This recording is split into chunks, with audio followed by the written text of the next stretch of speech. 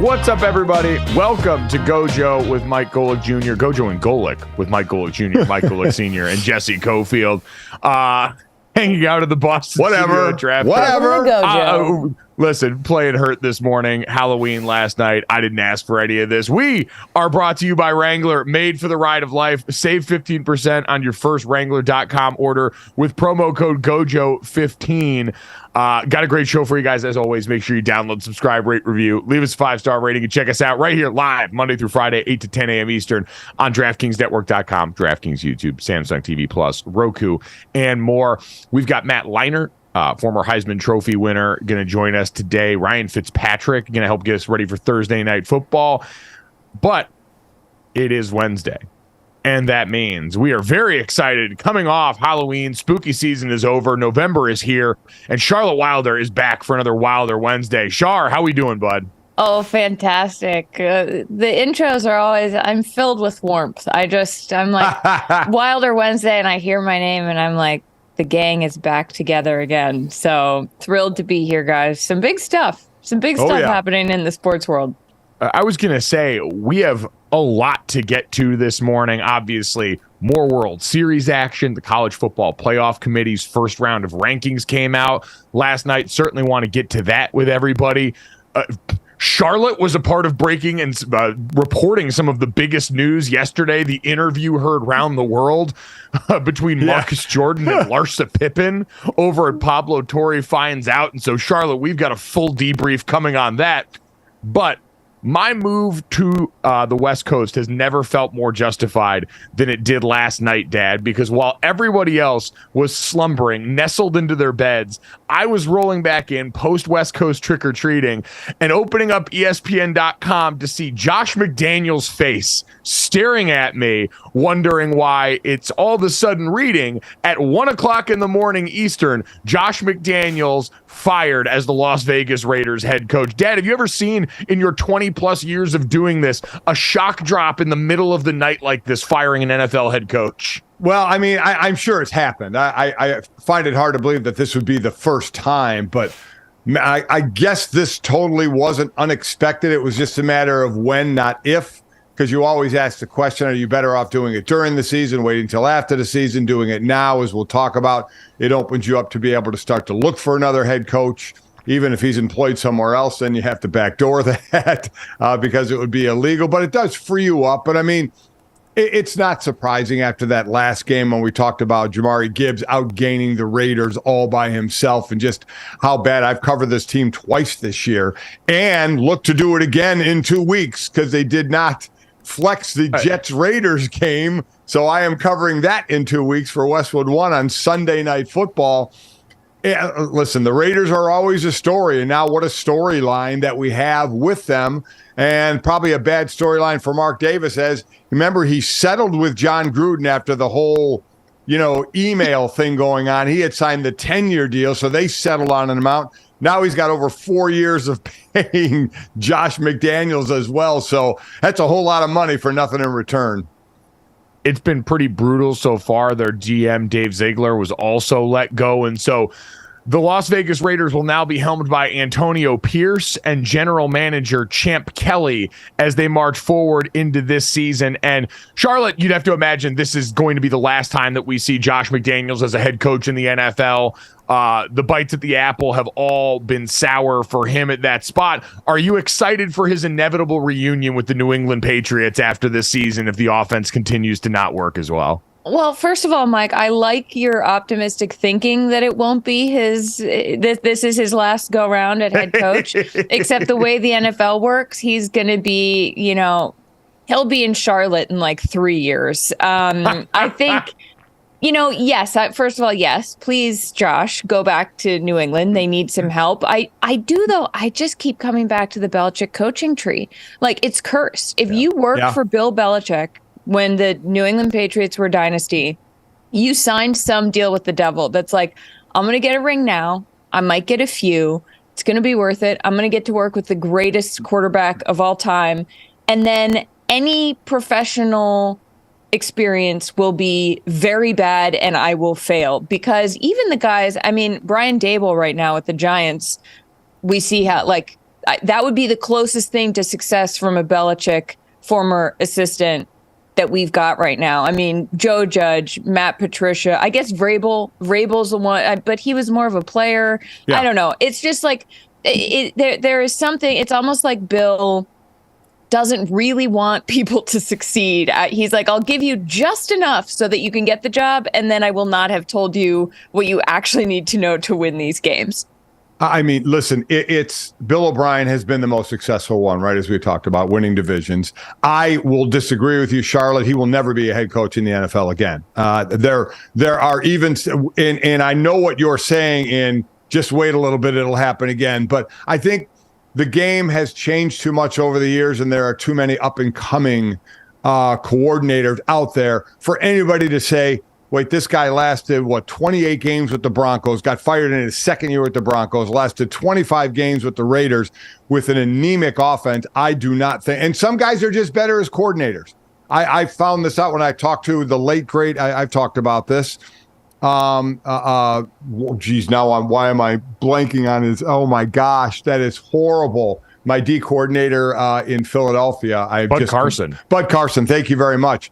Built so many great defenses. Well, he was given a head coaching shot in Cleveland, and it didn't work out. And I've talked with him many times. He even said, it's better for me to be a coordinator, right, than a head coach. Some people are just better at coordinating than being the CEO of a team. And we're finding that out with Josh McDaniels. He is not going to, I don't think, be a head coach again. We see he's been a really good coordinator. I think that's what he will be back doing. And for as long as he wants to continue to coach in the NFL, that will be his sole job and not be a head coach anymore. All right, Charlotte, what's the funniest possible outcome for Josh McDaniels from here on out?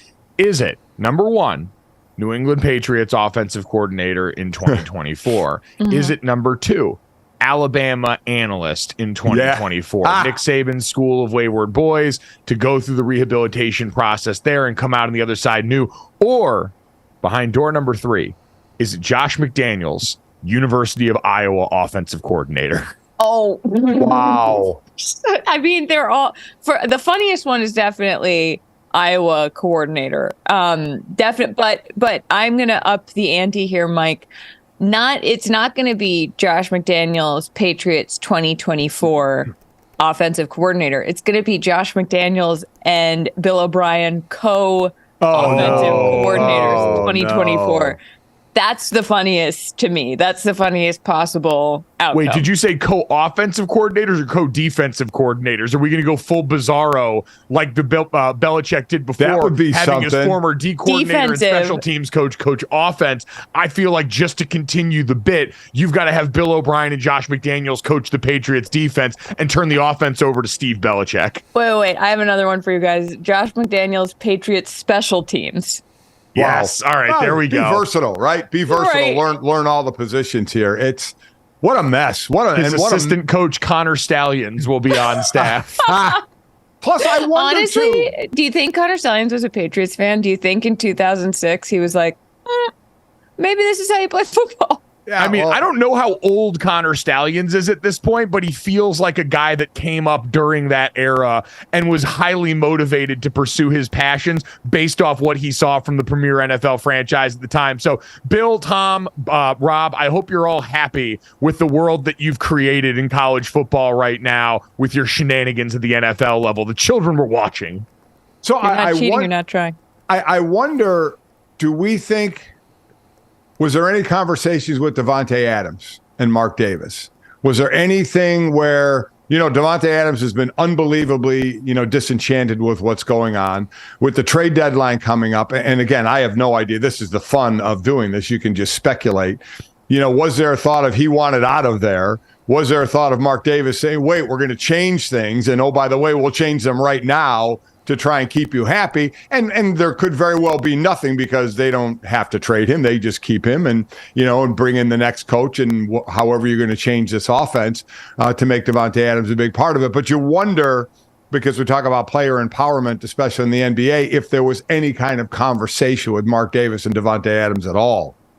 I'm not sure what Davante Adams needed to say in person that his frustration on the sideline of that game this weekend didn't already send as a message to Mark Davis. Jesse, do we have the statement from Mark Davis and the man with the most infamous haircut in the NFL on this? We certainly do. Okay, so here we go. 3, 2, 1. After much thought about what the Raiders need to move forward, I've decided to part ways with Josh and Dave. I want to thank them both for their hard work and wish them and their families nothing but the best. So that's the equivalent of hags. Have a great summer and never change. I feel like, to Senior's point, if there was an owner in the league who could be swayed by like somebody throwing a fit on the sidelines like Davante Adams did, it would be Mark Davis. It absolutely would be. And with Josh McDaniels, you couple, I think that's just it. The frustration lying on your side of the ball is almost always a recipe to be shown the door early. It's why we've talked so much about Brandon Staley in this line as well with the Los Angeles Chargers, because the defense has struggled so much. The Raiders, 30th in points per game, 31st in total yards, 32nd in rush yards per game with Josh Jacobs in your freaking backfield. So all of these things adding up as problems and ineptitude on your side of the football, even though as the head coach, it's not the same as just being the coordinator. You're not just solely judged by that. Dad, I still think your specialty being the weakness ultimately always damns you as a head coach. Oh, I think without question. And that's why we were looking kind of at Brandon Staley first. Had they maybe lost to the Bears, there was rumors circulating that could have been the end for him. And now all of a sudden it looks rejuvenated out there, at least for the time being, because the offense looked like the Chargers offense that we're used to seeing. Yeah, I agree with you. I agree. When you fail on your side of the ball, that's going to get you out the door quicker than normal. So we'll see. As you mentioned, Antonio Pierce, linebacker coach, taking over, immediately going against his former team in the Giants, who he was a linebacker for. So right out of the gate, he gets both New York teams, Giants and then the Jets. And but Charlotte, I don't know what changes. It's not like the personnel changed. So what changes here outside of just knowing this team is going in a different direction after this year? Yeah, I wonder this a lot. When you've got a team that clearly isn't gelling, clearly things aren't working, and you fire the coach, it's really like rebuilding the plane as you fly it for the rest of the season. It's sort of it's like, okay, well, we're going to call it now so that at least fans and hopefully the people inside the building know that we're serious about trying to fix this. But yeah, I don't envy the job of somebody coming in and having to take over something so broken when I guess, it can give players the hope of like, okay, well, like we're starting over. Here's a fresh start. Like it gets to a point where there's just so much frustration in the locker room that's sort of all you can do. I do think, but Raiders Giants, funniest possible matchup you could have the game after your coach gets fired. I mean, that Jets Giants game was, I know it's Wednesday by now. I haven't gotten a chance to just thank the football gods for what they gave us.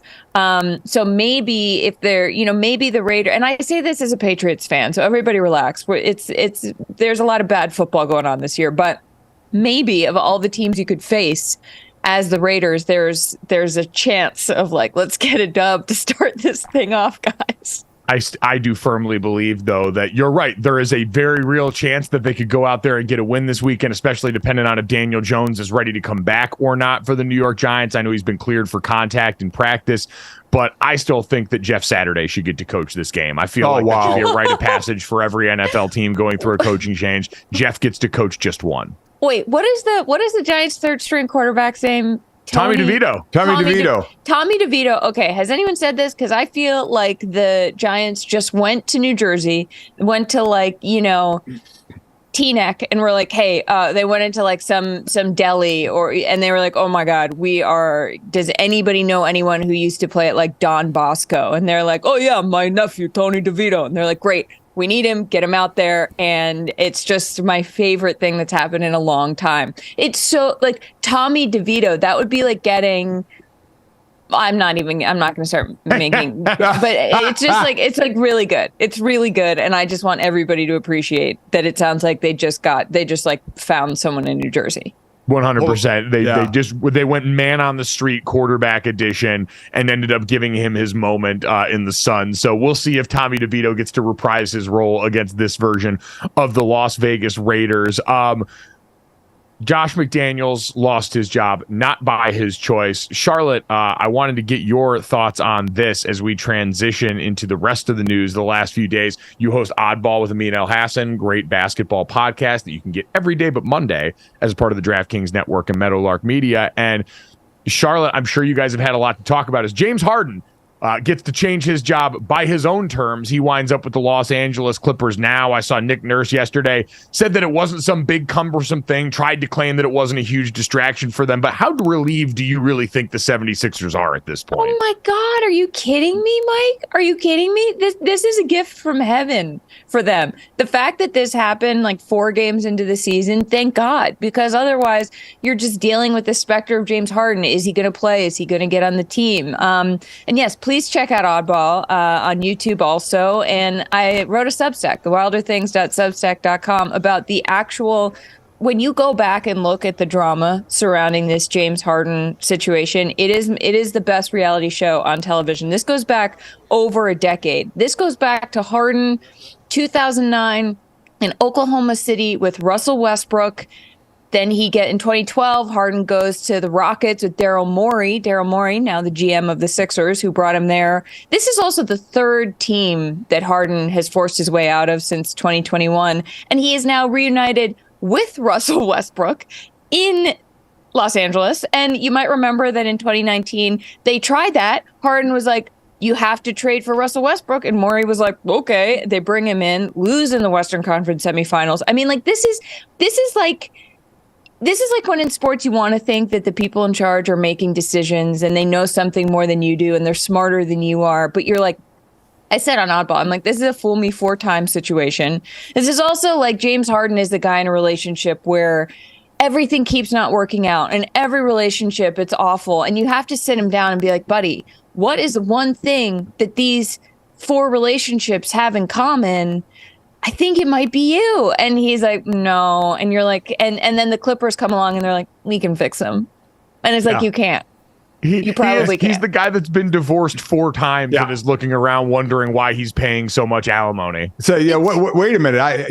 Why aren't I the man? And now you mentioned 4. Well, he's with one part of 4 guys who are all basically close to 35 years old, I think, except for one. I think Kawhi is like 32 or 33. So, I don't think it's happening. So good luck on not winning a championship and seeing what kind of disaster runs when Harden isn't happy there, because he won't be. I mean, that's his MO. So I really think for the other side, Charlotte, real quick, is for the 76ers, Joel Embiid is the only one with a guaranteed contract after this year. So they can do tons with this roster. Tyrese Maxey is kind of the guy now taking Harden's spot, and they love him there, and he's been playing well at the beginning of the season. But you wonder how this now works for Philadelphia, that can basically reinvent themselves.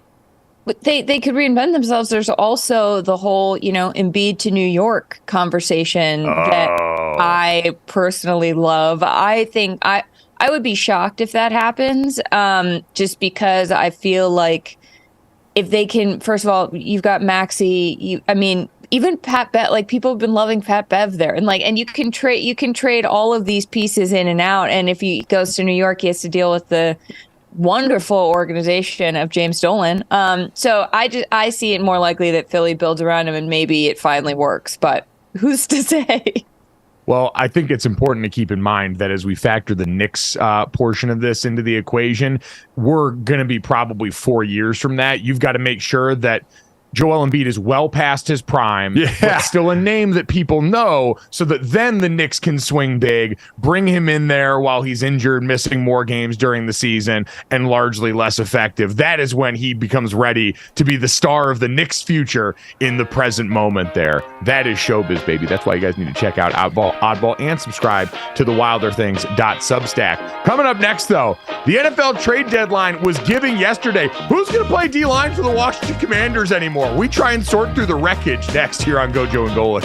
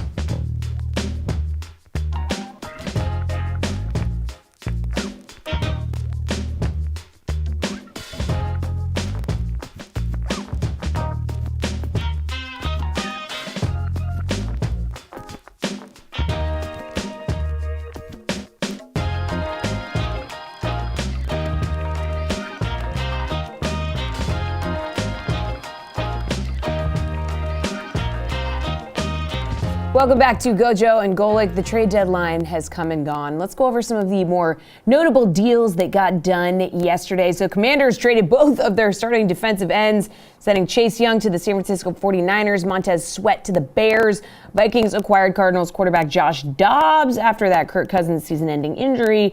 Packers dealt cornerback Rasul Douglas to the Bills. And finally, the Browns sent wide receiver Donovan Peoples-Jones to the Lions. Guys, few moves to take note of here. Commanders clearly on to 2024, right?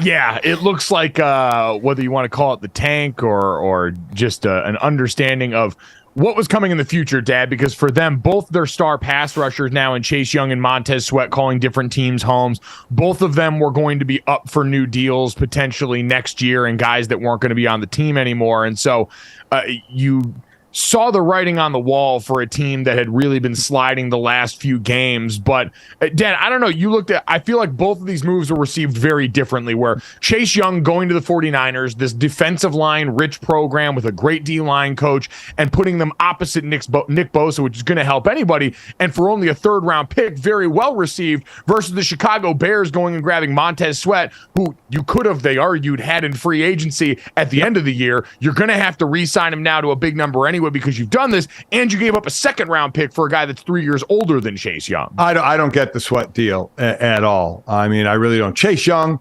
understand the potential there, because let's remember, he had a big rookie year, 7.5 sacks. And then 21 and 22, he played, I think, 9 and 3 games respectively. He's got 5 sacks going on this year, but he's going to be put on one hell of a D-line. Now, they had a heck of a D-line there with the two of them, and Daron Payne and Jonathan Allen as the interior guys. I mean, that was set to be a pretty good line, or thought to be, but Young had missed some time there. So I look at what a win for him to go to that team, that defense, which, by the way, hasn't been, all that in a bag of chips as of late, that defense. They definitely need to get back to what they were doing, and he can help that with the rotation as well. The Sweat situation, remember the Bears last year gave up a second rounder for Chase Claypool, which clearly didn't work, and they gave up a second rounder here. So for a team, I think that should be using those as assets to get young players, now have put themselves into the position, Mike, and you said it. I mean, are they going to tag him at the end of the year? Are they going to sign him to a deal? And if you're going to sign him to a deal, he again has all the leverage. It's like Laramie Tunsil, right? When that deal went down, and Tunsil, you traded for me, you brought me in here. Well, you got to have to pay me now, or let me go, or I'm just a few game rental. It's one thing if you said the 49ers were doing a rental with Chase Young because they're actually in a Super Bowl run. Montez Sweat is with the Bears. They are not in any kind of run at all, except for how good your pick is going to be. And oh, by the way, Washington getting their second round pick could be a pretty damn good one for as bad as Chicago is right now. So this one I didn't understand, giving up that kind of draft capital for a guy that you're going to be, if he wants to stay there, he holds all the cards as far as what you're going to have to pay him, because you're the one that gave up capital for him. So that one surprised me a little bit. And Charlotte, I do feel like the 49ers acquisition is proof that bullying sometimes works, because as many have said, Joe Burrow cooked a little bit too hard this last weekend. And it brought up the sentiment that Dad uttered there, which was, oh man, this 49ers defense, maybe not as good as we thought. And they immediately heard that and went out and brought in Chase Young to put opposite his former Ohio State Buckeye brethren and Nick Bosa. That feels like a direct effect and result of Joe Burrow. Yeah, I also I feel like Kyle Shanahan sort of bends to, if not public opinion, to what people are saying, which might be what he's thinking. Like even the choice of Trey Lance and then not playing him, and then like Brock Purdy does well, so he's like, let's go with it. And I admire that, because I think a lot of times people get too stuck in their ways and dig their heels in, and they're like, I'm not going to change. And you got John Lynch being like, all right, and I don't know how this works. I don't know whether Kyle goes to John, the GM, and is like, hey, I do want Chase. And John's like, okay. Or whether John's like, hey, I've been reading Twitter, I think we need some help. I would love to know what that dynamic is like. But I mean, yeah, I guess if you have a shot, I mean, the 49ers team is so stacked and you can bring somebody in, great. I agree that the Montez Sweat thing, I mean, the Bears are just like, it defies logic, really, to be honest, with the choices that they make. And it goes back to what I was saying about the Clippers and Harden, where you're just like, I would like to understand what you're thinking, and if you know something that I don't know, because I can't make the logic.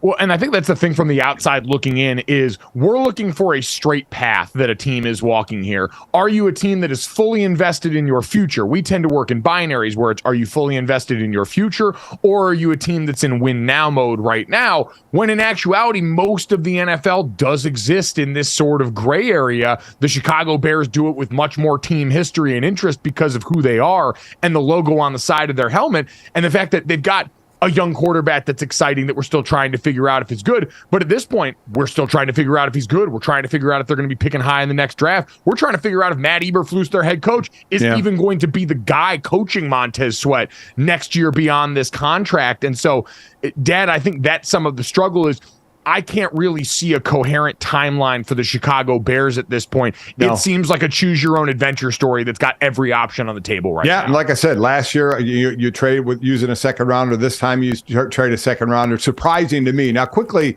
teams that are in it this year. We just mentioned Chase Young to San Fran. Remember, he didn't get his fifth-year option picked up, so this is his last year of his rookie deal. So this truly could be a rental. If they see what they get out of him and don't want him, they could just let him go in free agency. You sit there and look at a team like Jacksonville. I know nobody thinks it's sexy, but getting Ezra Cleveland, the offensive lineman from Minnesota, Jacksonville's pass rush win rate or pass blocking win rate is like third lowest in the league. So they needed help. On that side of the ball. Not a sexy signing, but they needed help. Rasul Douglas going to the Bills. I mean, Tre'Davious White had been out for them. As far as the back seven, Matt Milano had been out for them. They needed help. Listen, going all the way back when Kevin Byard went from Tennessee to Philadelphia, a good move because their secondary has been nicked up. So a nice move getting him as well. Not sure what the Josh Dobbs thing does, in all honesty. He had been struggling a bit in Arizona. The numbers look decent, but if you look at the way they run their offense, it was really to benefit him and not put too much on his shoulder. So I'm not sure where that one's going to go. Well, he is walking into a markedly better situation. Like, I can only imagine for both Chase Young and for Josh Dobbs and a lot of these guys, right? You look at Rasul Douglas now all of a sudden getting to go over from a Green Bay team that looked listless to a contender. These guys are waking up this morning feeling pretty damn good because now all of a sudden the football they're playing matters. But Josh Dobbs especially plays a dependent position on a team that we thought was in contention for the number one overall pick, and he was the one trying to hold that together, running for his life. Now he's going to be playing behind one of the more underrated offensive lines in the league. He stands to get Justin Jefferson back at some point here as the season goes along, and he's still got Jordan Addison and the rest of this offense that's looked pretty good the last couple of games. And so for Josh Dobbs, he's all of a sudden going to look out and wonder why football feels so easy now compared to how it felt a couple of weeks ago. So I think, Dad, that one, and we talk about the directions of teams, we were all fascinated. Were the Vikings going to wave the white flag, admit defeat, and say, hey, our best receivers hurt, our quarterback just popped his Achilles, this is probably not supposed to work out for us, let's try and aim this thing a little bit more towards the tank than towards the promised land? But with Josh Dobbs, you've at least got a competent veteran who walks in, and I'm sure, Charlotte, if nothing else, you send a message to everyone else in that locker room, hey, we're going to try something here and see how it works out. There weren't a ton of great options on the table, but this one became apparent, so we took our shot. Totally. And I think that he's going to have so much more success there. Even if this isn't a contender for a championship this year, they are going to be able to at least keep pace in a way that if you're trying to build something for next year, your guys need that, because otherwise they're going to get disillusioned and be like, what are we even doing? So I love it. I think it's fun. I really hope Josh succeeds there. I think it's been fun watching him when he's had these flashes of really good games. The only problem is they'll win just enough to not have a high pick, not make the playoffs, and pick right in the middle of the draft. Well, I mean, or maybe they looked at what he was doing for Arizona and said, he's the perfect guy to captain and drive the tank, and so let's bring him in here. And Lord, I have seen what you have done for others, and I want that for me as well.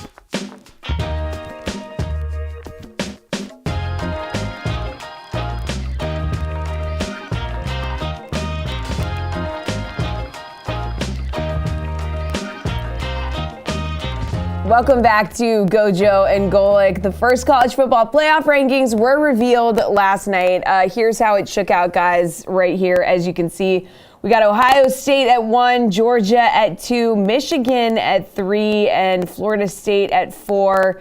Guys, Ohio State is the only team among the 5 unbeaten teams at the top of the rankings with 2 wins over teams in the top 15. Okay, so no significant surprises atop the rankings, but how do we feel about this first ranking and how everything shook out?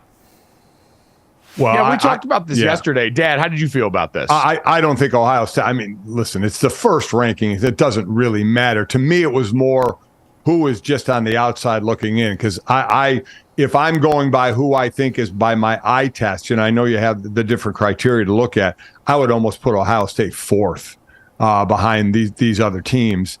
Because I truly know they do have the 2 best wins over number 11 Penn State and number 15 Notre Dame. Penn State, I don't think is as good as people think. And I think we'll find out when they play Michigan as well. So, but as I said, it doesn't matter because Ohio State and Michigan are playing. Florida State runs a table they're in. We can sit there and wait for a team like Alabama, if they make it to the SEC championship game, to play Georgia if Georgia gets by Missouri this week. I know a game you're calling, Mike. So to me, it was seeing Washington and Oregon and Texas at 5, 6, and 7, how those teams stack, because rarely do we see the first 4 be the final 4. So in terms of that, Charlotte, all but 2 teams that were ranked number 1 in the initial CFP rankings for their year. So again, this is year 10 of the college football playoff. We've had 9 previous number 1s in the initial rankings. Only 2 of those previous number 1s have failed to reach the playoffs, in Mississippi State, who was number 1 in the first rankings, and then Tennessee, who was number 1 in the rankings last year. So besides that, number 1 has usually been a team indicative of quality, and especially when these rankings come out, that finds their way into all this. Charlotte, are you amazed that head-to-head seems to only matter in certain cases here? Because that, to me, was the thing that jumped out the most when you got to Washington and Oregon at 5 and 6. Obviously, Washington owns the head-to-head win against the Oregon Ducks recently, and so that makes some sense.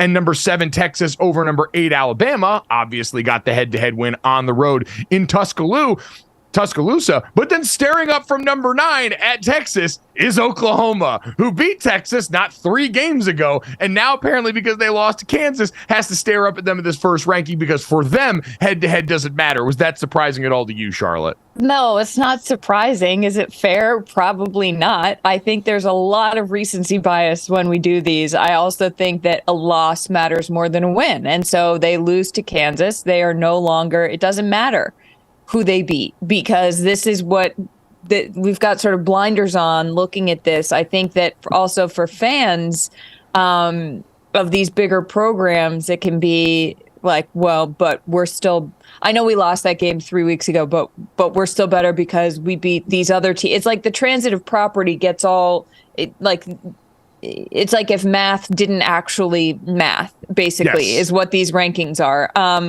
And I think that the sorry to go here, but the Michigan of it all is you can't ignore that. Michigan at number 3 amid this massive cheating scandal where people are like, Connor Stallions is on the sidelines potentially dressed up in a disguise with maybe, a video camera in his sunglasses. Like, I can't get past that. And I can't. That is the first thing I thought of. I know it's very reductive and boring when there's so much else to talk about in college football, but Michigan at 3, like, if you're Ohio State, are you irate? Are you like, oh, okay, cool. So like the 2022 game where allegedly you stole all of our signs and beat us, that doesn't, I don't know. I don't know how you deal with this. I don't know how you qualify it, but it is fascinating to me. I do love Connor Stallions having more and more pictures emerge. Charlotte referencing that apparently on the Central Michigan sideline now, there have been pictures that emerged from last year when they were playing Michigan of Connor Stallions clad in Central Michigan gear with sunglasses that looked like they had a weird little light on them that people were speculating about now. I saw Jim McElwain had to come out and address this right now, which is only the second weirdest picture involving potentially Jim McElwain that he's ever had to address. Look up the fishing picture if you haven't already.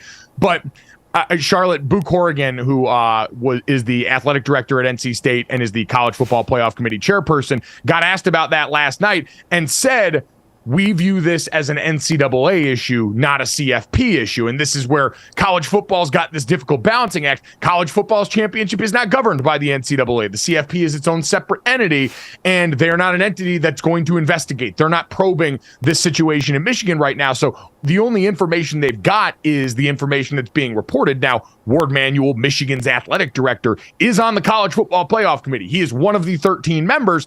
However, when Michigan is discussed, anytime in the room, if you've got a conflict of interest, you're recused, you got to leave. And so he's not involved in what they're saying about him, which has to be so fun for the rest of that committee room to gossip about Michigan when he walks out of the room. It's like when the friend that you all want to talk crap about leaves the room, and then everyone turns to each other and gets ready to spill the tea. But also that you ask them to leave the room so that you can talk about them. Like, if I'm Ward Manuel, I pull the move where I accidentally leave my phone in there. I mean, you're already under suspicion of espionage.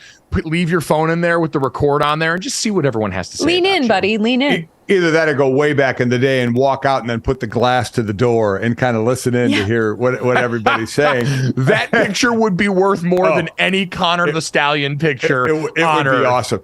But the bottom line of all of this, if anything happens in Michigan, it's not happening for a couple of years. Right. So what's going to happen this year is they're going to get to play it out on the field. So Ohio State can be upset where they see Michigan there, but they're going to have to play them the last game of the season. And the winner is most likely going to be in, and the loser most likely is going to be out. And nothing that goes on in this, espionage situation will have any say in it this year. So from the player standpoint, they're just going to get ready to play Michigan. And if they're smart, which I'm sure they will be, they'll change their signals, as every team should be doing a decent amount anyway. You have to prepare for that and get that done. So, Mike, we haven't asked you. What do you think of these rankings? Are these on for you or is it off? Yeah, these work for me. The rankings are supposed to reflect what you've done. The wins are supposed to matter. So while we've looked at Ohio State and felt less than impressed, outside of Washington, who owns by the rankings the best win of the season so far, they beat number 6 Oregon. Because remember, the AP polls don't reflect in this at all. This is now how the committee views your wins. So as we've seen the rankings pour in here, if you're a team out there sitting wondering why your station is where it is, look at what the committee thought of the teams that you played in this first ranking and learn a lot. But for Ohio State, you've got 2 top 15 wins. You're the only program in the country that can boast that. And so, I'm not surprised that they're number 1. This is the top 4 I said. I could take in almost any order except Florida State at number 1.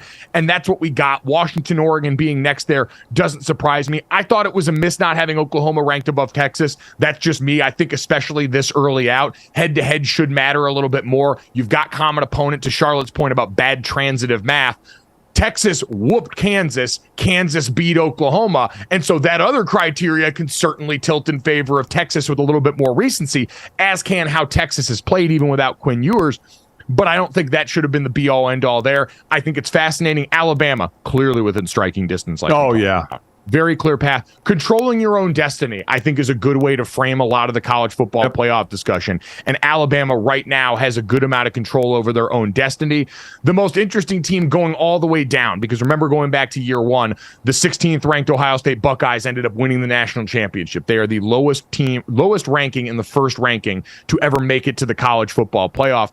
I would say that probably stops with Missouri. I know Louisville has 1 loss. They're ranked 13th, but that loss was a bad one. Blowout. To a bad Pitt team. And usually blowout losses have been a disqualifier for this conversation. Whereas Missouri, you look at the way that they've gone out and acquitted themselves, only lost by 10 in a close one to LSU, and have a chance, if they go and beat Georgia this week, to now take their destiny into their own hands, controlling the SEC East and their path to Atlanta. So still on the table for Missouri at this point. For everybody else, LSU, Notre Dame, Oregon State, when you get into the 2-loss territory, you're done. 2 losses, been a disqualifier. So not a ton of surprises in this one, but like Dad said, all of this is going to continue to move on down the road. We're very lucky that so many of these matchups are either still on the docket in the regular season or could be potential rematches if things play out the way that they could heading into conference championship weekend way on down the road.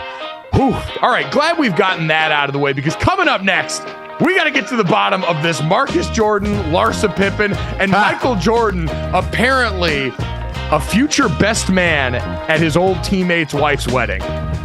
Oh, boy.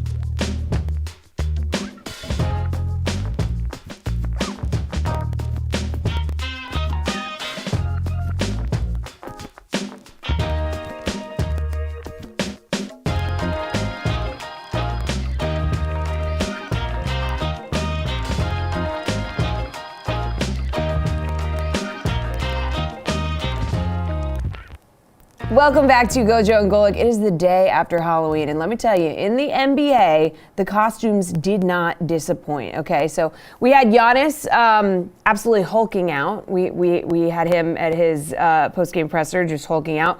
We had Shaq. Okay, so here's Giannis. Yeah, he looks good. Like, he looks really good. My favorite part is he delivered all the answers very sincerely while wearing the Hulk hands. Yes, and just like kind of smashing them on the table here and there. Then we had Shaq coming out as emo Jimmy Butler, which was one of my favorites, honestly, guys. I mean, unreal. Yeah. Tonight will be the night that I will ball for you over again. Yep. Then we had Wemby with the commitment to the bit. Slender Man. He's just cosplaying as himself. I mean, that's just who he is. He is Slender Man. Yeah. Mm-hmm. It's just as unsettling as I expected. It really is. It's really, he is a Slender Man. Now, we also had DeAndre Jordan as Taylor Swift. And that was my favorite. Yeah, the commitment to the red lip. Yeah. We just love the red lip. Yeah. Yeah.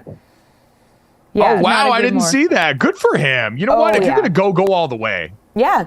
So everybody, they were all good. Wemby really hit the nail on the head and he has a good sense of humor because I feel like everyone has been joking about how he's Slender Man and he's like, yeah, here I am.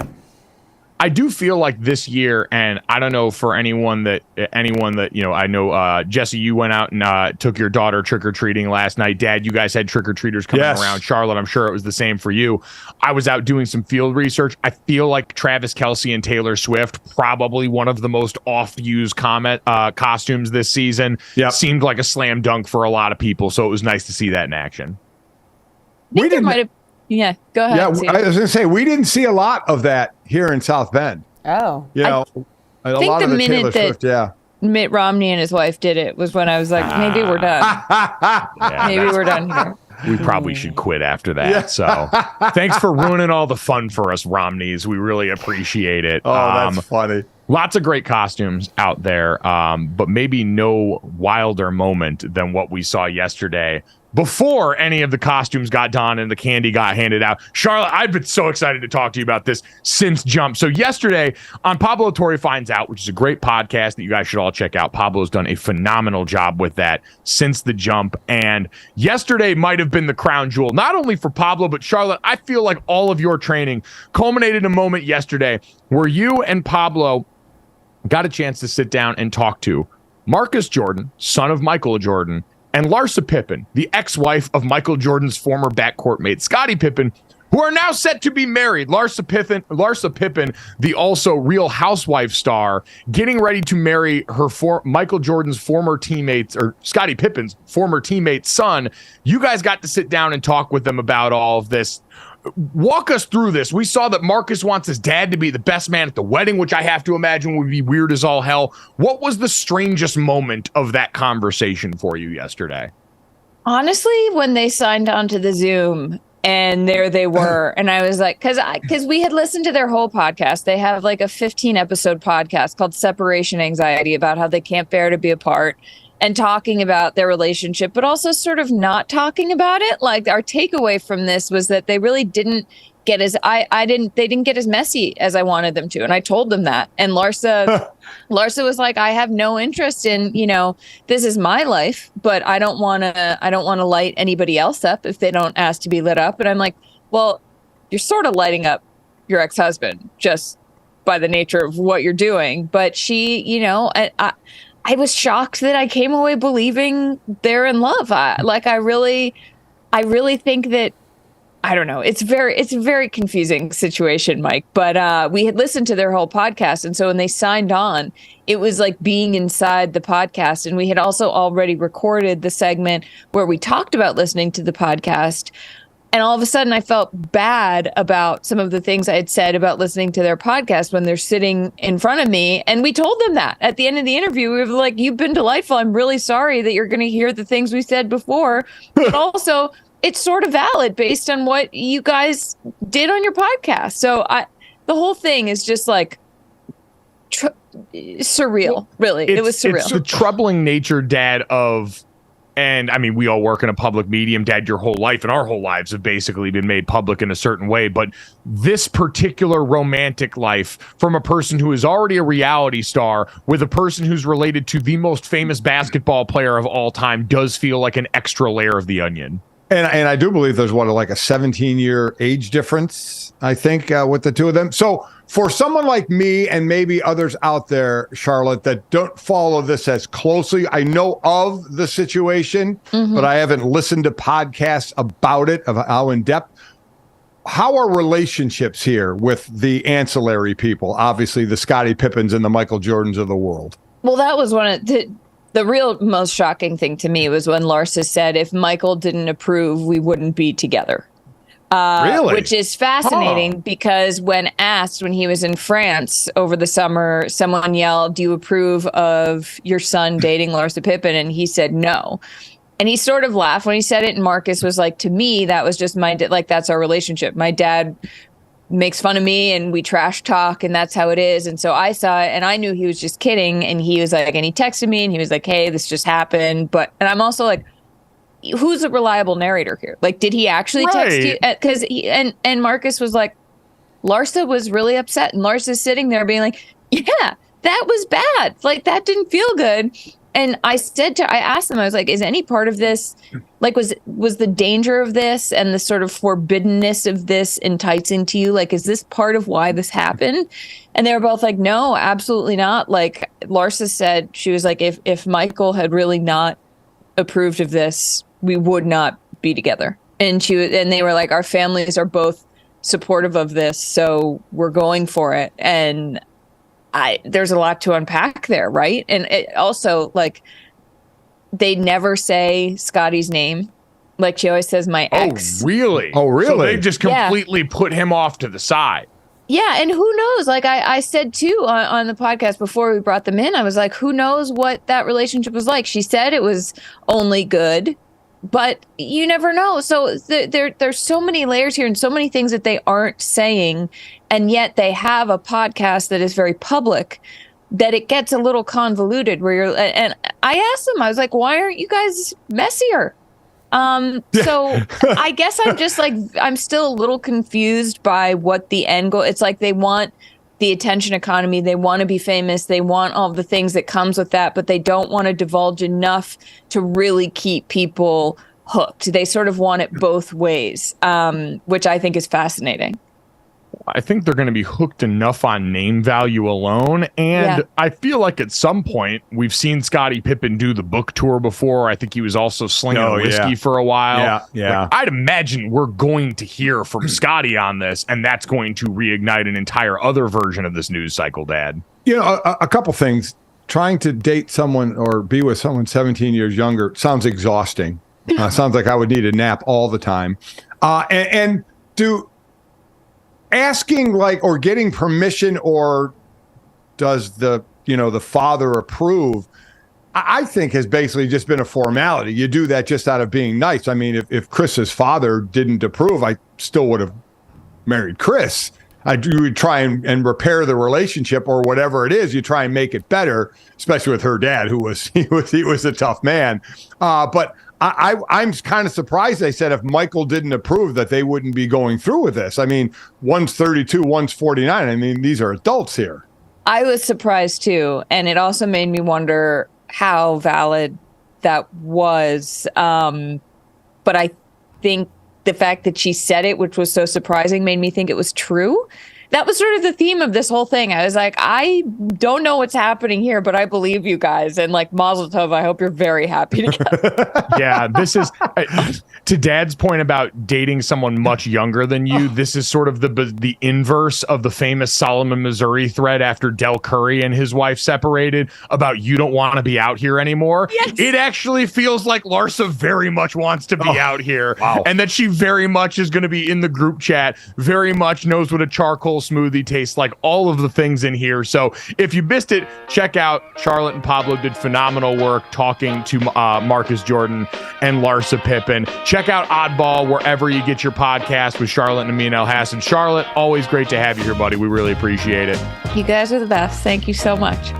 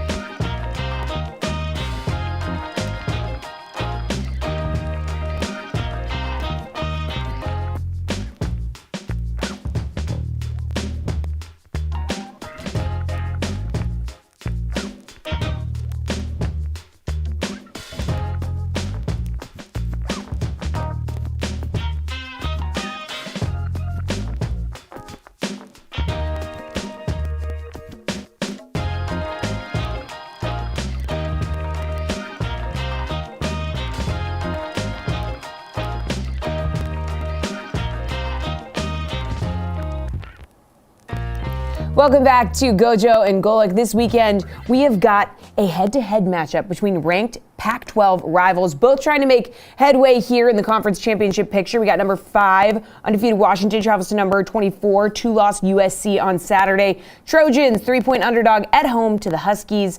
Also, a battle between the defending Heisman Trophy winner in Caleb Williams and the current favorite in Michael Penix Jr.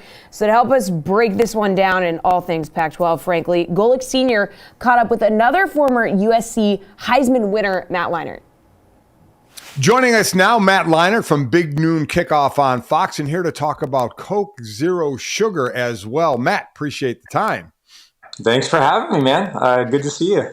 Yeah, last time we kind of saw each other, I was by the set where you guys were on campus at Notre Dame doing some stuff, and you were on set there. It was freezing rain, and it turned out to be kind of a real kind of outlook for you and your USC Trojans that day. I don't want to rub it in, but I just had to start there. Listen, you might as well rub it in because we deserve it. Yeah, I mean, well, first of all, I was super pumped to be there because that was my first time back since the '05 game. Obviously, really? Yeah, it was awesome. And then obviously the game didn't go as planned, at least for me. But yeah, it's a good thing you don't have a guy on the show with you every week that gives you a hard time about it either with Brady Quinn. Huh? I mean, this guy is just obnoxiously relentless about Notre Dame. I will just say this always. I'm like, dude, I just say this. No matter what happens, you never beat us when we were there. So you just never beat us, and that's what I stand by. No matter what, that's all I could say. Listen, if you can hang your hat on that, that's a good one to hang it on. So looking overall at the Pac-12, something obviously you were such a huge part of. Seeing it now in its last year, 5 teams are in the top 25. It looks like you won, as we'll get to, maybe getting to be there at the end of the season. But just overall, from a nostalgic kind of way of looking at it, what does it feel like the last year of the Pac-12? Yeah, it's kind of sad, obviously just the traditionalist in me and being a part of that conference where I was personally a part of some incredible teams at USC, and just the memories I have of being a part of that conference. Those are things that I'll have forever. So it is a little bit bittersweet to kind of see it dissolve and everyone's kind of moving in their own direction. But we all know that's kind of the landscape of what college football is, and that's the way it's going. And you kind of got to get on board, or you're going to get left behind. I will say this: so I think it's been kind of awesome to see, and I hope it ends up with a Pac-12 team in the playoff. That's what I hope happens. But it's been great to see because this conference, I think, is the deepest in college football. You got multiple Heisman candidates at quarterback. You got great teams. You got a lot. The tough part is they might all beat up each other, which is kind of what's happening now already. But I'll tell you what, they're kind of going out with a bang, and it's been really high quality football. You kind of got a lot of everything. You got the back and forth, the USC games. You got Michael Penix Jr. lighting on fire. Oregon, to me, I think they're one of the best teams in the country. I really believe that. I think they have a real good shot of winning out and get to a playoff. We'll see what happens. But, it's a little bittersweet. But I'm happy that it's they're going out kind of with the bang, because it's been really great football this year. It is very ironic that, and I agree with you, it's the deepest conference in the country, and it's the deepest quarterback conference in the country as well, with the talent of quarterbacks there.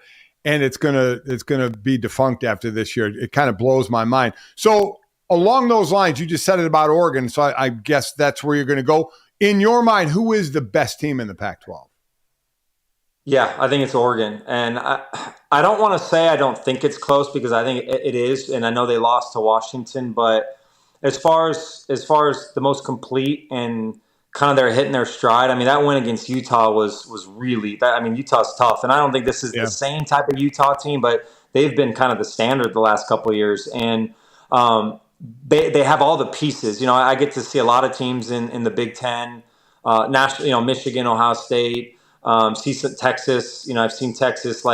They are as good as anybody, in my opinion. They have a strong defense and the playmakers, but Bo Nix is a stud, man. This kid, I think he gets a little overshadowed because Caleb Williams is so good. Michael Penix Jr. is just, they're throwing the ball all over the yard. And then even outside the conference, there's been some great quarterback play. Bo Nix is really special. I think he's playing himself into potentially a first round. And I'll tell you what, that team is loaded. So that's my pick as of now. Again, I think anything can happen, but I'll tell you what, they're really good, like really good. Yeah, they put up 35 on Utah, who's known to have always such a tough defense. Right. And you're just hoping they don't cannibalize one another, and we actually Right. get to that Pac-12 title game in a rematch of Washington and Oregon, with possibly the winner getting into the playoffs. As far as your alma mater and USC, what do you think is needs to be fixed the most on that team? There's a lot, I think, you look at the defense, obviously that's first and foremost. And, whether it's schematics or whether it's personnel, I think there's a lot of issues on that side of the ball. And again, I've watched enough film on them, just missed tackles and stuff like that. So, you hate to point the finger, but it is what it is. I mean, proof is in the numbers and what they're putting on film. So, that's something that I think as Lincoln continues to build, I just say, I try to look at the silver lining. He is in year 2. He overhauled the whole roster. He has the best player in college football, maybe ever, who knows, but Caleb Williams is as good as they come. I think Caleb has masked some of the deficiencies that they have as a team, because he's so good. And I think they're a little too reliant on him just making plays. I think, Notre Dame was a perfect example. Like, if you can take away some of the things that he does really well and kind of force him to try and be great at a time, the result happens, turnovers, and then they kind of go stagnant sometimes on offense. That's just not all on him. I think offensive line has been, at times they've really struggled. So again, there's a lot of things there. And again, Lincoln is building this thing. I think, as the fans and even myself, you get frustrated because you want to see things happen fast and you have all of these expectations.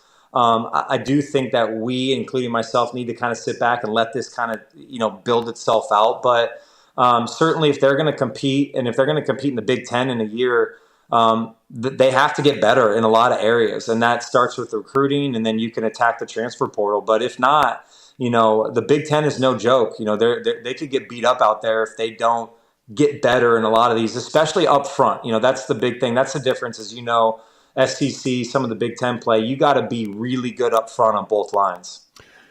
Do you believe Caleb is the best pro? There's a difference of best quarterback in college football, right, and best pro prospect. Do you think he is the best pro prospect? And if so, how do you see his game projecting at that level? I do. I really do. I just, everything that he does, and first too, like, and I know this as well as everybody, like, if you physically, but it's also mental. It's also how you prepare. It's also how you approach the game, and all of those things. You have to be a student. You have to love it and live it every moment of it. And we could all talk about how great he is physically. Like he's as rare, the running, the throwing, some of the throws that he can make off balance. Like, all of that stuff is very Mahomes-like. I think that's the comparison that he gets a lot of. But I'll tell you what, I know him well enough, and I know his approach and his mental part of his game, I think, is why I think he's just so good. Like, because he genuinely wants to be the best quarterback to ever live. Now, that's a very lofty statement. That's a lofty goal, but like, he believes it. You know what I mean? Like, it's not lip service. He goes to work every day. He goes home. He doesn't really care about all the other stuff. So like, I just think the way he handles himself and his approach to the game and his work ethic, combined with the unreal gifts that he has, that's just, to me, why I think he has a chance to be that special. And again, the NFL is a different beast, and you got to go to a right franchise and a right organization, an opportunity that can really highlight what you do well, as we know at that level. But telling you what, coming out of college, I haven't seen better. He's just that good, in my opinion. So I want to ask you about Coke Zero Sugar in a second, but along those lines, and it's about Caleb, but it's not about Caleb, because it's the way we're going. We heard his dad come out and say that maybe he wouldn't go even number one. He might go back because of the money he could make. And whether I don't think he'll do that if he's number one, because my thought is next year at number one, it's going to be a bad team again. You were the 10th pick overall by the Cardinals back in 2006. Could you, in today's world of NIL, Could you envision this ever happening where a guy, because he can get whatever millions in NIL, that he wouldn't go number one to a bad team and wait for the next year to go in the draft? I can't see it happening. I think if you're projected maybe late first, second, third, of course. I mean, I could see you staying and you're in a market where you can make a couple $1,000,000. Absolutely. I think that would be a real scenario where you'd have to sit back and really kind of analyze the situation. But absolutely not. Like if he's all but guaranteed, in my opinion, the number one pick in the draft. We don't know what team that's going to be. I would be shocked if he came back to school. I just would. I think that, listen, that guaranteed money is real. He can say all he wants about NIL, or he's not even saying much. Whoever, all of the talk and all the rumors, there's just no comparison. So, and again, at the end of the day, number one pick, you're going to go to a team that most likely needs a quarterback, and that team has struggled. I mean, that's just the way it is. And that's why you're brought in to change the franchise, to change the organization. And, but I just don't see him sitting out. I can't envision that happening. I'm with you. And that's why I want to reiterate, I said earlier, it's not him saying that, it's the people around him that are bringing that out. It's not him. So tell me what you're doing with Coke Zero Sugar. I drink it all the time. I dig it. Big fan of it. So what do you got going on? Me too. It's my favorite soda, favorite drink. So this campaign is really cool, and it's about finding the best fan ever. And we all know college football, in my opinion, diehard fans. They're the best fans in sport. You're kind of born into fan bases and families, and you got to eat, breathe, sleep college football. And so Coke Zero Sugar and I were on this campaign to try and find the best fan ever. We've been at multiple stops so far, picking out some of those best fans. But the cool thing is the national best fans. So at the end of the year, Coke Zero Sugar will announce that best fan ever. And that winner will win a Heisman-like trophy. They'll win the first ever FIL deal, which is the fan image likeness deal. They'll win $20,000 in stipend money to go travel to games next year, and a lot of other cool stuff. So it's a really cool deal. And it's just, Coke Zero Sugar is just highlighting the fans. And again, that's what makes our sport so unique. So it's pretty cool to be a part of it. Yeah, no matter what changes go on in sports, especially in college football, the fans are always going to be there. And I'll leave you with this. Are you now going to become a Big Ten fan? That's right? USC, I know. Right? I can't wait to see. And again, I don't really get to go to the SC games because I'm traveling all the time, but I can't wait to see for USC fans to get a taste of the Big Ten, because it's awesome football. It's just the weather and just the fans. But also for some of those big teams to come out to the Coliseum, and for the USC fans to get a taste of playing the Michigans, Ohio States, Wisconsin, Penn States of the world, coming out to the West Coast, man. So I think, as we talked about earlier, it's kind of bittersweet, but at least, those brands and being a part of a really incredible conference, I think will be great for USC. So. Wow. This has been awesome. I enjoy talking to you, and that's why I really hate to do this and leave it this way, but Notre Dame 48, USC 20. Sorry. I had to say it. Awesome stuff from Matt Leinart there and Dad. Very cool program that they're running there too. So excited, and I was glad you did that, Dad. Our buddy Dane Christ, who was quarterback with us, is a longtime listener to this podcast. His brother got married to a USC family last weekend, and Dane did the same move that you did in his best man speech, was to mention the final score of the Notre Dame SC game in front of that hostile road environment. I'm wondering though. I mean, you've gotten to know Matt, I believe, over the years a bit. Now you weren't. Couldn't be part of this interview. Have you come to terms and peace with the Bush push? Have you talked it out with him in that whole situation because of how much that has scarred you? So I don't know Matt super well, but the first time I met him was actually at the national championship last year, Georgia and TCU, and he was in a box at SoFi with Reggie Bush. It was the day that it got announced that Reggie Bush was going to be a part of the College Football Hall of Fame class for that year. So it was kind of a celebration, and I got to meet both of them. And I remember talking to my buddy after, and I was like, I'm pissed. They're both awesome.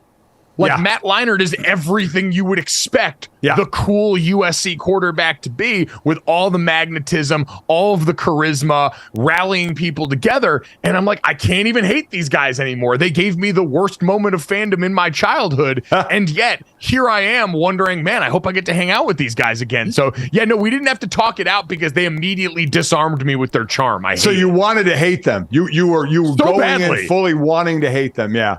Absolutely, I wanted to hate them. I was supposed to be at that game, and instead I had to watch as they subverted the best Notre Dame team of my lifetime up until that point with a play that honestly had ripple effects into now and helped create the brotherly shove. You go back, that is one of the most important college football games of the 20th century, but also just in general, one of the most important football games, period, because of what it ushered into existence in the Bush push. But wanted to hate those guys and unfortunately could not. So thank you to Matt for that. While we were listening to that interview along with you guys, a thing happened here inside our studio that I wanted to bring to light. So Kendra Middleton, who does a great job over at Nesson, tweeted out, I say this every year, but the disrespect for Thanksgiving is insufferable. And we're about at that time right now. So the calendar is clicked over to November. And I always use this day as a PSA to remind people, if you want to throw up the Christmas decorations today, that is your prerogative, baby. You do not need to live in fear of all these naysayers. I feel like this word has been co-opted, so I want to change it. I used to call it woke Christmas, which was this idea in theory that Christmas as a season can span from November until Valentine's Day if you want it to. Right. Because this isn't about some religion. This isn't about corporate greed. This is about using the light, sounds, tastes, and all other elements of Christmas season as a mode to beat seasonal depression. Most of the country's under the permacloud at this point. If you're in a cold weather place, chances are you're kind of feeling the sads at certain points in this season. I know, Dad, you guys got your first snow in South Bend. This can be a means to combat that. If it makes you feel happy, damn it, there's enough sad in this world. Go ahead and do it, because Christmas is a season and Thanksgiving is a day. It's a fantastic day. We can argue all we want about the merits of that particular day and what it means as what we can do on that holiday, but it's a day, and we'll get to it and we'll love it up and we'll celebrate that weekend with football. But guys, I don't know if you agree with me. I think it's a day in the midst of a larger season. 100%. You're correct. Yeah. I mean, and even if you are playing into the corporate greed, I don't care. The Starbucks Christmas cups make me happy, okay? I don't care. I like them, all right? I don't care. They're the best. Yeah. I think this is where I think, Mike, your mother and I are most proud of what we've passed on to you three kids, you and Jake and Sydney, about understanding, and you said it, and I mean, there's going to be so much, oh my God, people starting to have their Christmas music going. Yes, we finished Halloween here in South Bend, and we had everything out for Halloween, gave out the candy, the big bars, and it snowed on us, but fine, people were out, and we put those away. We head out to Arizona. We will, next week, your mother will have the Christmas trees up. And with no apology. Never has there been an apology, because how can you be mad at something that makes you smile? I mean, when you hear Christmas music, when you see Christmas decorations, when you just see and feel the atmosphere of Christmas and you're happy, how does that turn somebody off? How do you become this hater of how early you do it because you think you're dissing Thanksgiving, which, as you said, Mike, and you're right, is a day that we will celebrate. We will do all the Thanksgiving things on Thanksgiving, and we'll watch our football and do our thing. But man, it is Christmas season. It makes us smile. It makes us happy. So I am all in on, always have been, always will be. Yeah, and we can't, I mean, it kind of comes back to the whole trend these days where it's like, just let people enjoy things. Yes. Like, why? Just let us enjoy, let us have this, you know? Completely agree. Jesse, you also brought up a caveat for Thanksgiving that I feel people need to embrace, because the Thanksgiving food comes in the crosshairs a lot. You've got an entirely different approach. Yeah, so my family decided years ago, we're just going to eat whatever we want for Thanksgiving. And if somebody wants to have a traditional thing, totally fine. We're cool with it. No hate. But like, for example, this year I'm hosting Thanksgiving. My mom's sending pounds of stone crab claws to my house. Like, because we want stone crab claws, so we're going to get them. You can have whatever you want on Thanksgiving. Boom! I love that attitude. Mm-hmm. There we go. I hate when people say this, but normalize just cooking whatever baller foods you want on Thanksgiving. It's a holiday to embrace gluttony and football, and we're going to do just that. Coming up next, we'll find out how Ryan Fitzpatrick feels about Christmas and maybe Thursday night football next.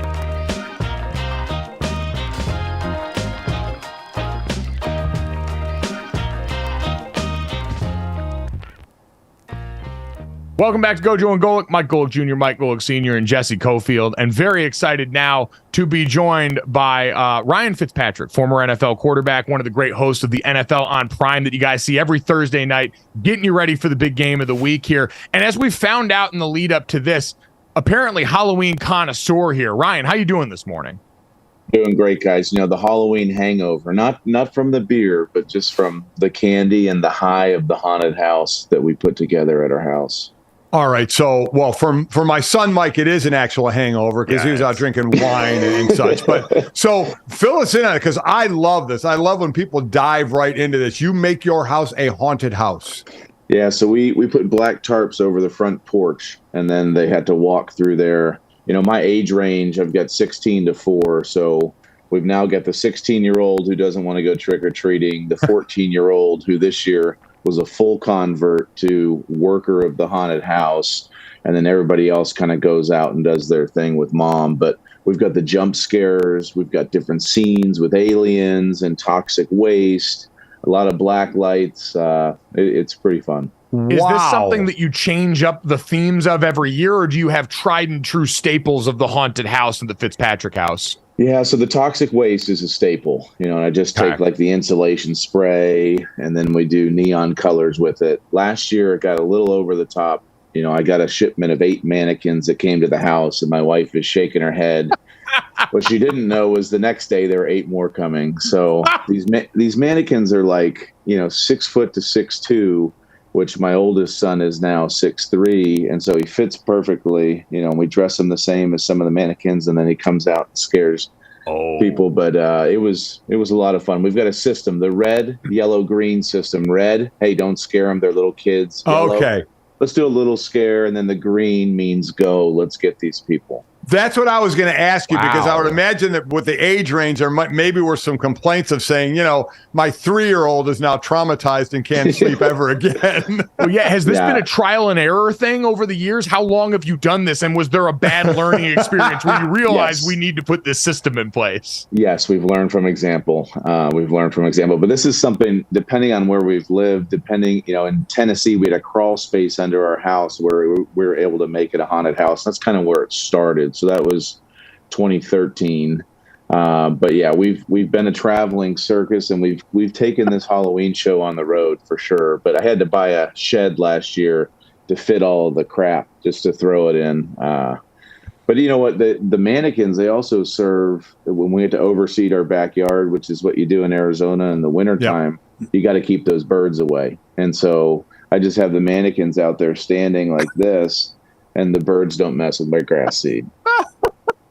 So anyone that may see Ryan Fitzpatrick's backyard in Arizona is going to see not a scarecrow, but just a yard full of mannequins. Oh my God. It's weird. It's creepy. It's weird, but that's what we do around here. That's awesome. So wait, Ryan, now you're this into Halloween, which is awesome and we love, and we've seen some other people over the years that have fallen into that as well. Where are you at on other holidays? We were just having the debate about when you can start to put like Christmas decorations up and holiday decorations around this time of year, knowing we're not yet past Thanksgiving. So where do you fall on that? Yeah, so my wife is huge into all holidays, but Christmas especially. We have the tree can't go up until after Thanksgiving. That's a real hard rule in our family. We usually do. We've got a couple fake ones we'll put up, but then we do the real tree, the big one, and that's a family affair where we'll go out and get it. We haven't done it much in Arizona, so that'll be a little bit different. It's just a different feel than doing it where it's cold outside or on the East Coast, Nothing walking around at 85 degrees trying to get yourself a Christmas tree. Definitely a little different. See, we are different there. Like next week, I'll be back in Arizona. Our trees will be up. We have no problem getting our trees up, putting it on hold for Thanksgiving that day when we eat everything in the world, and then going back to Christmas. So, And as we said, to each their own. If it makes you happy, makes you smile, do your thing, right? And so for us this year, because of Black Friday football, like we'll be in New York for Thanksgiving, the whole family. So we may put it up early too. I don't know.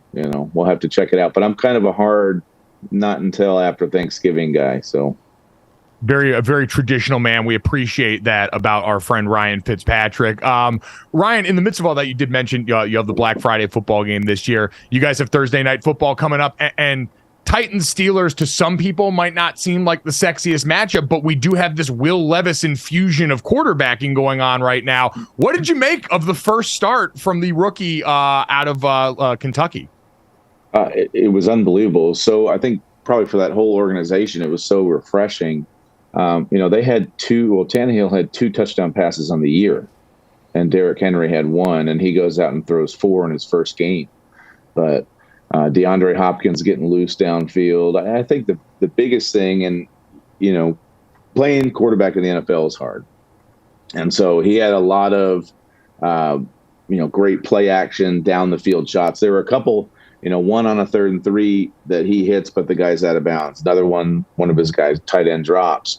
So there are even more yards out there that he had, but I think it was so fun, and you could just hear a buzz in the stadium when the ball was going down the field. And there's this trend with rookie quarterbacks where it's like check down, check down, check down. I want to throw a 75% completion rating and make sure I don't throw any interceptions and make sure it's not my fault. Or this kid just got out there, and it was so refreshing to see him play action and put the ball down the field. And they gave him a great plan too. A couple of those, were just on his first read and guys were wide open, but he played great. And for us, what a great shot in the arm for this game. We're really looking forward to seeing him play. So along those lines, that was an incredible beginning, and we've seen incredible first starts at times before. But fill us in and tell us about when reality is going to set in that he's still a rookie quarterback finishing a season. Yeah, there weren't a whole lot of 3rd and 6 to 10s. 3rd and 6 to 10 is kind of where you really find out, and then also as you get tighter in the red zone there, where a quarterback's got to make good decisions. He's going to have some pressure on him. You're going to have to get through your first and second read. So as you get into those things, when it just gets that much more difficult, defenses get more difficult. There's more pressure on you. There's more pressure on you to make decisions faster. You're throwing the ball before somebody comes out of his break. Those are the things, like, as you progress as an NFL quarterback, you just get better and better at. But things he didn't have to do a ton of in that first game. That being said, wow, we're so excited, to watch him play. And a couple weeks ago, they trade Byard away, and it's like, okay, fire sale, here we go, their season's over, and this kid comes out and plays, and there's just a new energy on that field for this team. You mentioned the Byard trade there. We've got about a minute left here, Ryan. Was there a trade yesterday as the deadline came and went? We saw the pass rushers from Washington move. We saw a couple other trades around contenders. Was there one that you thought is going to benefit a team, especially a contender, the most down the stretch here? I like Chase Young to the Niners. I think for both of them, I think it's going to help San Francisco, but I also think it's going to help Chase. I think getting him in a new environment, getting him around some new players, just, that work ethic, that mentality, the way that they are, I think that'll be mutually beneficial. But that one, there were rumors, but to get rid of Montez Sweat and Chase Young, I was a little surprised at that. But that's the point of the Commanders and where they're at right now. And then also, not a trade, but the Josh McDaniels stuff, that coming across the ticker was a bit of a surprise.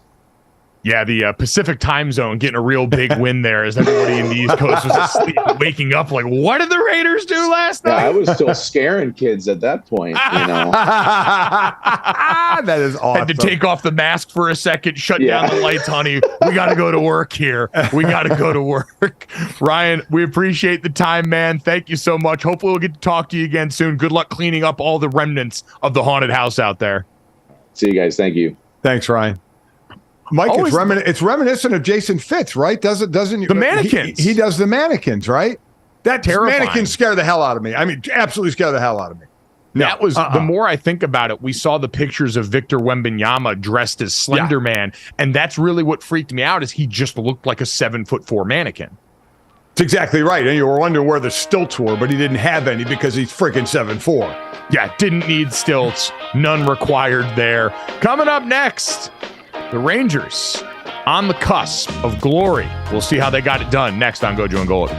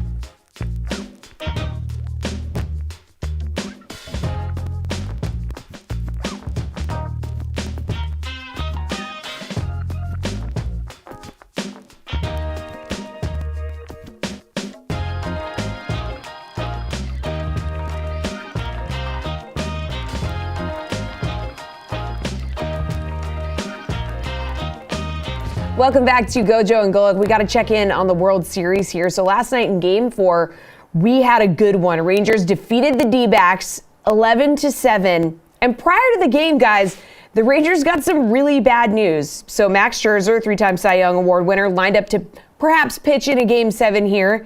And Adolis Garcia in the midst of a remarkable postseason. Both of them injured, out for the rest of the World Series. So they get that news, then they go out, put up 11 runs, win the game. Doesn't matter that their two stars here are out. So the dudes who put up a lot for them, Semien and Cole Seager. Now, this is what the Rangers envisioned when they signed Corey Seager and Marcus Semien for $500 million almost 2 years ago. Look at that production, fellas. That's what you want when you pay $500 million for two dudes.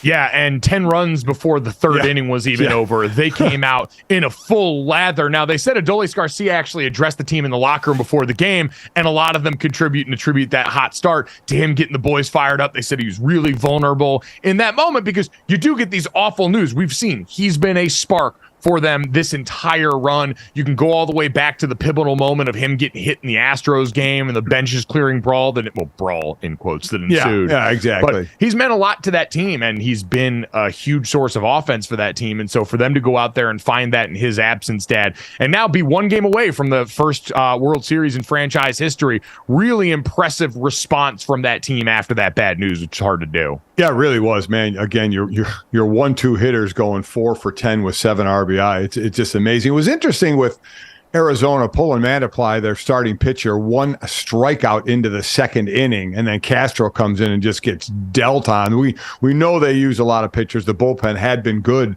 throughout the playoffs, but now, after 3 innings, you're down 10-0. After 8 innings, it's 11-1, and then they put up 6 runs in the last 2 innings, but really not much of a threat there. So, as they say, the champagne is on ice right now for the Rangers, one of 6 organizations that have not won a World Series. It looks like they're in prime position to get that taken care of and take themselves off the list for that one. It starts to make people say, the Phillies would have been a better opponent for Texas and this, and everybody wanted, that storyline. Sure. Actually, they wanted the Phillies in Houston, but, it's not the way it works. Arizona played well when they needed to get right where they are. They deserve to be there.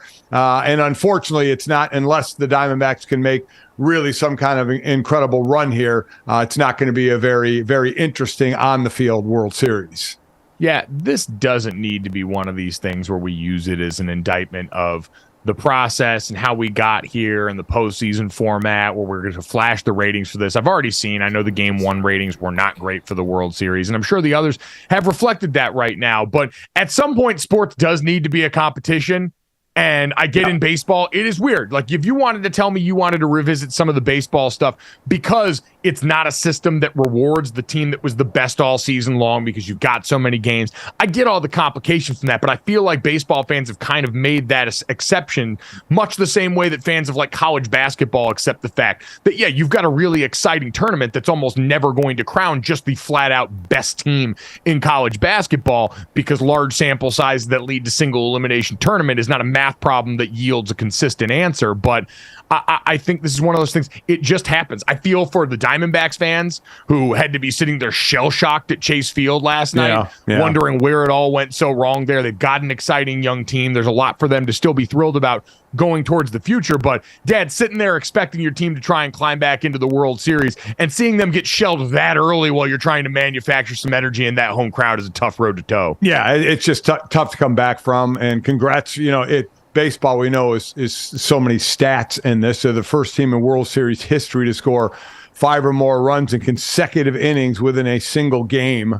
And Seager now has 19 career postseason home runs. That's tied for 6th all-time, second among shortstops behind Jeter, who has 20. So, they're just like we were talking about the Phillies when they were in this, the bombs that they were hitting. The Rangers are doing their own thing as far as in the record books as well, growing and getting it done. And it's just a matter, it seems now, just a matter of when, not if, they close this thing out. There we go. Clip that for when the Diamondbacks storm back and win the World Series and have that ready to go. I'd love to see that. Hopefully we've made now, Dad, just make sure we isolate that. We don't need any more context. We just need that to make the clip for the Diamondbacks when they inevitably put out some social comment about social content about all the haters and doubters that were starting to pile dirt on them when things looked their most dire before they storm back and get this done. So we'll have that clipped and ready to go. In the meantime, off the field in this series, I think a little more interesting battle amongst the stadium foods during the World Series. Dad, Chase Field, let me know how you feel about these menu items. Okay. Chase Field had 4 offerings at the game last night that were of the specialty variety.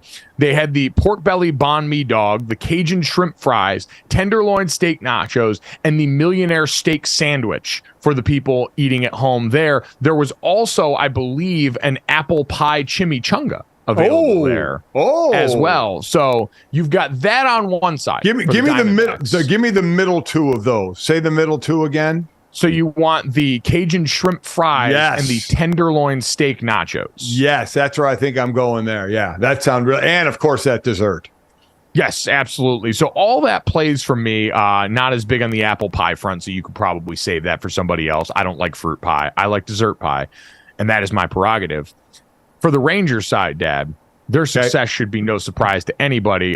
They have got a dish named in honor of their catcher, John Heim, called the Heim Hammer. It is a $99 offering, a beef shank meal at their ballpark, and it is substantial.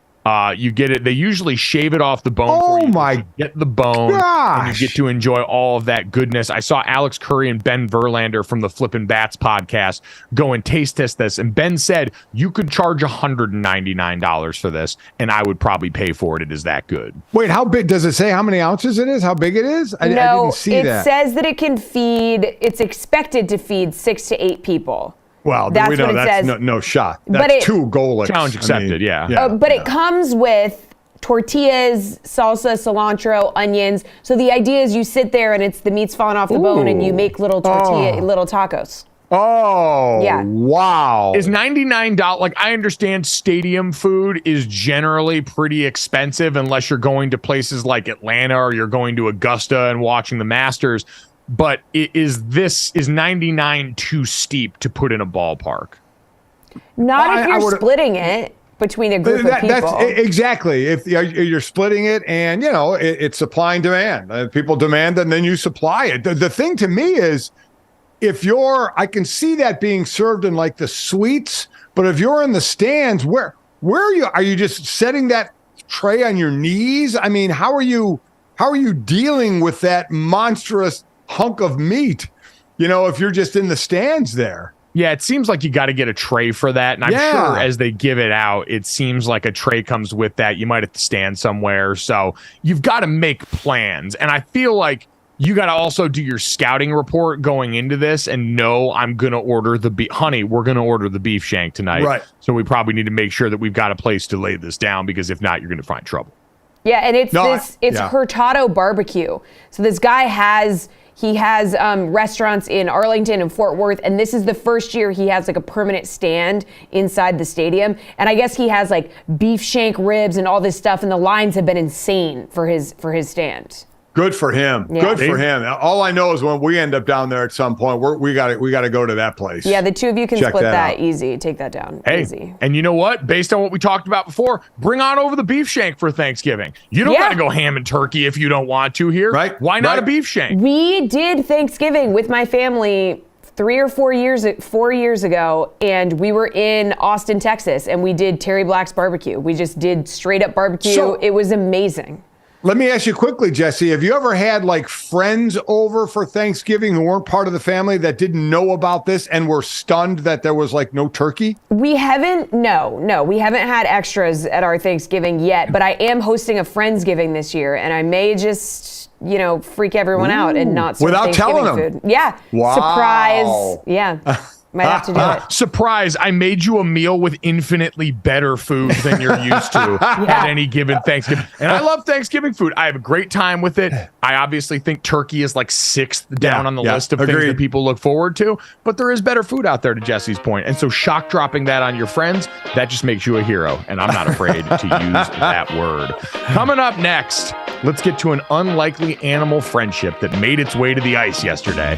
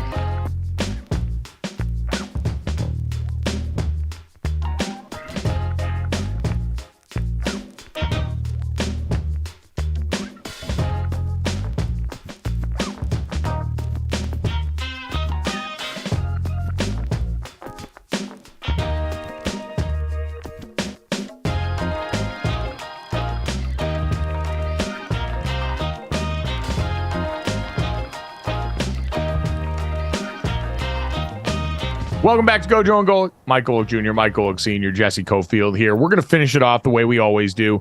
This, that, and the third. 3 quick stories to send you off into the rest of your day. As always, make sure you download, subscribe, rate, review, leave us that 5-star rating, and you can check us out here live Monday through Friday, 8 to 10 a.m. Eastern on DraftKingsNetwork.com, the DraftKings YouTube channel, Samsung TV Plus, and more. Or if you missed any of this great show and our guest, thank you to Matt Leinart, former Heisman Trophy winner and USC quarterback, as well as Ryan Fitzpatrick, former NFL quarterback and current member of that Thursday Night Football on Prime Desk, and our friend Charlotte Wilder, the co-host of Oddball with Amin El-Hassan. If you missed any of those guests, you can check it out right after we air, right here on YouTube, where it'll all be loaded up, or wherever you get your podcasts. Guys, let's get to this.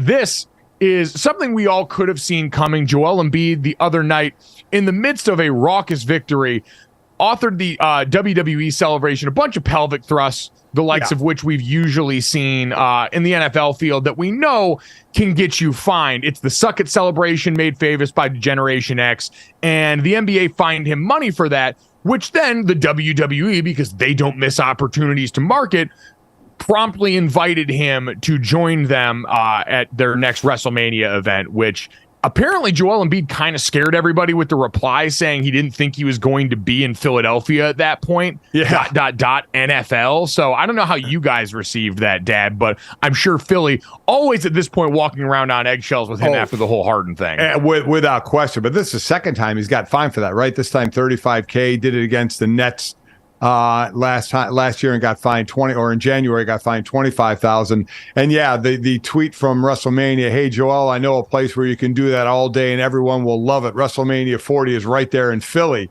That's Triple H who's running the show there now.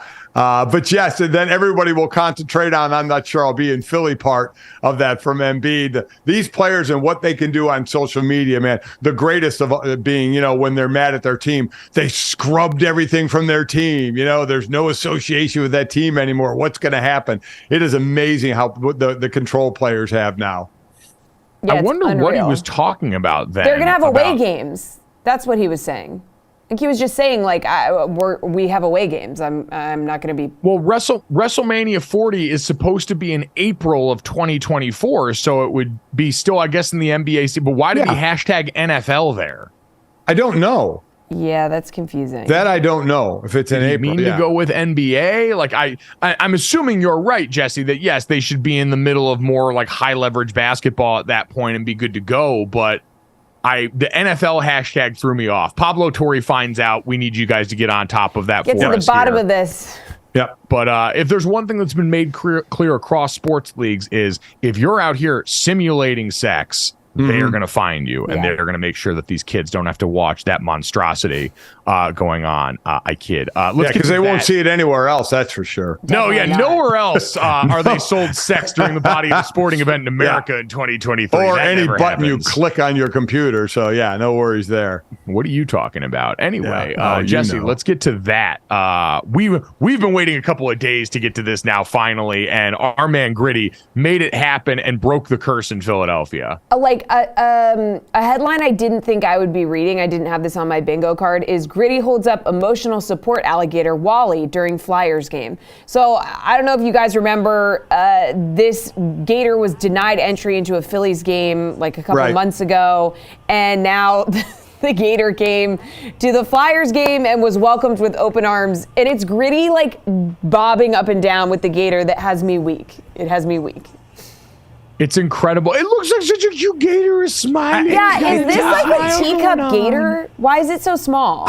Is it a baby? I don't know. And it was during the Lion King cam where they go out in the cam. Yeah. It was Simba cam. And exactly. And they're it looks cute. But I just can you trust a little gator that at some point he's not going to lock down on your hand or your arm? I mean, man, that's just. Okay. It looks so cute. I'm with you guys. It looks cute, but I just see my hand being just ripped on by that thing. Guys, it's 8 years old, so it's not a baby. Okay. Oh, but he would cook a little baby. It's 6 feet long, and it's 55 pounds. So my dog is twice the size of this thing. Oh, see, he's just a widow guy. Yeah, it's like a lap dog. But like unfortunately, Jesse, I would take the alligator over your dog if they battled. Yeah, I would too. My dog's a huge baby. Look at Gritty giving him a hug. It does look cute, but man, I just can't do it. Can't trust it. Can't do it. Won't do it. Oh, nope. So you're afraid. You're afraid of the little gator. Yeah. Well, I would give that little gator a hug. I saw shout out to a friend of mine, Devin Caney, who works over at Sports Radio WIP in Philadelphia. I saw her take a picture. She was hanging out, had the gator in her lap, unafraid of it. So apparently, Dad, Philly Sports Talk Radio built tougher than you. You've gone soft on the national level. I guess I would have to give it a shot, right? If I were with Wally and felt the need. I don't know. I don't want us to do one of these stories down the road that says, Wally, gripping on some arm and wouldn't let go, don't need that. Yeah, that would not be very emotionally supportive. No, it would not. You would need some emotional support after that. That's a great reminder that Wally is here to do a job, and you guys are holding on to old narratives about the alligator community and trying to throw that propaganda out there in the face of a gator that's just trying to do it. He's not my emotional support animal. He can be. What old narrative are we talking about? That alligators bite people? Kill monsters that are just rare to drag you into the lake and dismember you? Yeah, it's called a death roll. They do something called a death roll. Just Google alligator in Florida and see what you come up with, okay? You know what, Dad? Google man in Florida and see what you come up with. And we're supposed to look at them like they're the monsters? That's true. That's very true. That's true. I'll give you that, yeah. And mate. Yeah. Guys, let's get to the third here. Speaking of things that strike terror into my heart, there's levels to this. And Halloween got extra spooky in Dubai yesterday, Jesse. Yeah, right outside the Burj Khalifa, we had a drone show going on. And let me tell you, if you were just walking around and not expecting that, it was first of all, the Burj Khalifa is like it's the tallest building in the world. So how tall is this skeleton that's out here? So it's terrifying. Just no. If you're listening on the podcast, there is a giant. So the Burj Khalifa, I don't know. I need to look up how tall the Burj Khalifa is. But to Jesse's point, it's the tallest building in the world, and a group of drones have been formed to create one giant moving skeleton. So you've got what appears to be thousands of drones that have all been coordinated together to form the shape of a skeleton that can not only exist, but move alongside this building in one of the scariest things I've seen on two fronts. One, well, I know you're not allowed to do drugs over in Dubai. In theory, if your edible had just hit and this is the first thing that you'd see, you would immediately burst into flames because it is terrifying. I couldn't imagine being in the building and looking out the window and seeing eye level at that. I've been eye level in Chicago in a building when the Blue Angels were going by for the Air and Water show. That, very cool. Seeing a plane eye level with you doing fun tricks. This, seeing drones in the shape of a skull with red eyes. Do not pass go. Do not collect $200. But guys, I don't know about you. I'm even more concerned about how coordinated these drones are because that smells doom. Yeah, they seem like they're working with each other, which I don't like that. Working with each other and not for us. Yeah. So this is just we all know it's coming. We all joke about it. We all laugh about it. We all get a little serious about it. And then it's going to happen. Then what? Well, Mike, you keep saying you're preparing for the apocalypse. You can't prepare for this. Yes, you can. You can't prepare for this. Super soakers. We all better be stockpiling super soakers. Take the governor off that thing, whatever it is that makes it so that you can spray little kids. Take that off because all we have to do is get them wet. That's it. We are children of the signs generation. For the kids that grow up scared of that alien in that movie, jump scaring you across the screen and learning at the end that little girl keeping that water by her bed was actually the thing that was going to save humanity against these aliens that could travel across the cosmos, but apparently couldn't get a little wet. That's what we're going to need in the robot revolution before they figure out how to insulate like my Apple Watch has. Yeah, you have to find out what one thing it brings them to their demise, right? Whatever that might be. But they can't charge. We just have to destroy them? We gotta destroy every power charging station. Humans of the world, unplug your valuables and things in your home. Do your part against the robot revolution. Do your part to fight the algorithm for us. Download, subscribe, rate, review. Thank you so much. We'll talk to y'all tomorrow.